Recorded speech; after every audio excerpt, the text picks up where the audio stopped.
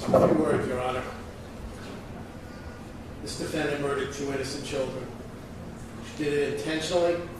She did it with the full knowledge of the consequences of her actions. Now is the time for justice.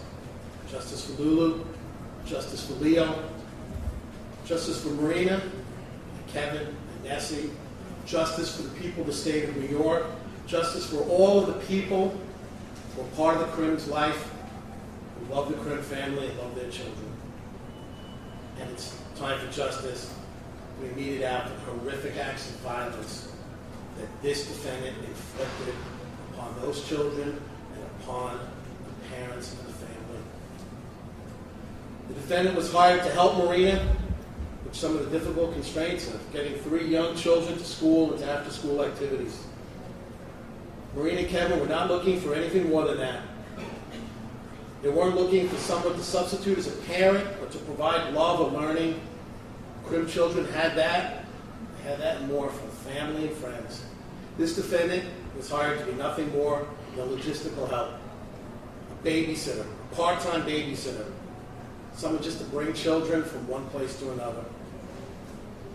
Nobody could have imagined the horror and the devastation her actions would have. Not the Crims, not the family and friends. Nobody saw signs of a serious mental illness because there was no serious mental illness. That's what the jury found in rejecting her defense. And that's the way that she should be sentenced. Not as someone suffering from a serious mental illness, but as someone whose horrific, venal, and evil acts were responsible for the deaths of 2 innocent children. The rejection of her defense means that she did, in fact, have the capacity to know, to appreciate the nature and consequences of her actions. That her actions were the result of hatred, just pure evil. All of her actions were her conscious choice. They were intentional. It was her intention to take their lives and to destroy family. And for the Crim family, as you just heard, despite this devastation, they've survived, and as they've said, they've thrived.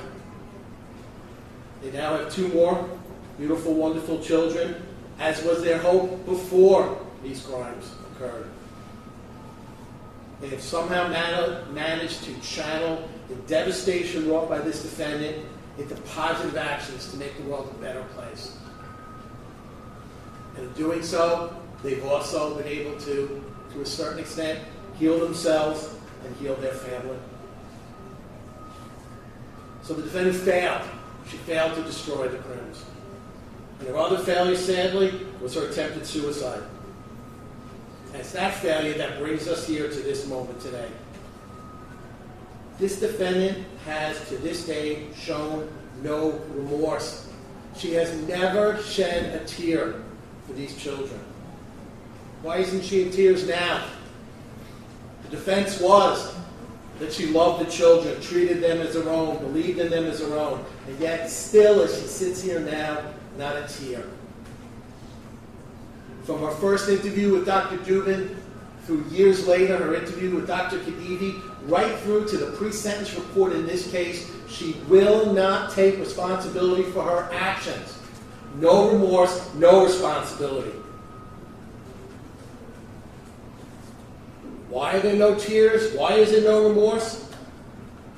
Because somehow this individual, she just isn't sorry. Maybe she's disappointed that she wasn't able to kill herself and cheat justice, and so that now she finds herself here before this court in this courtroom so that this court can ensure that she is never going to be free. The unspeakable horror of her acts have chilled to the bone parents across this city. It's time for the evilness of her actions to be addressed by this court today. Justice needs to be served. What is justice here? Well, For the murder of those 2 children, which are the embodiment of the acts of pure evil, the only thing close to justice is that she never be free. Locking her away forever, that she live the remainder of her life knowing that she'll never be free, that's the most just punishment. We know, and it's been said, there's nothing that can be done now to bring those children back. But a just punishment will help the Krim family, and most importantly, it's what this defendant deserves. She has said repeatedly over the years that her fate is in God's hands. She's wrong. It's in the hands of this court.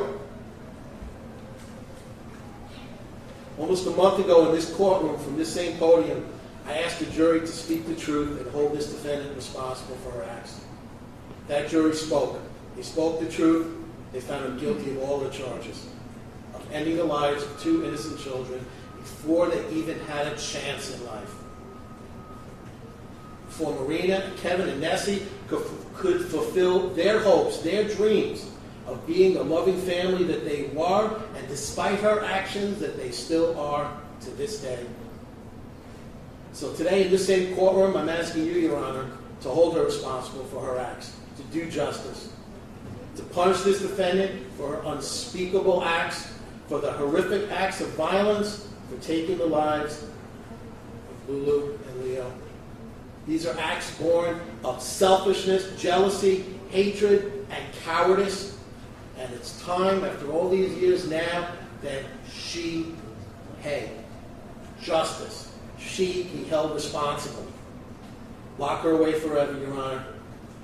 For each count of murder in the first degree, for Lulu, life without parole. For Leo, life without parole. For murder in the second degree, each count, the maximum, 25 to life for Lulu and 25 to life for Leo. Make sure, Your Honor, that this defendant never has hope of being free.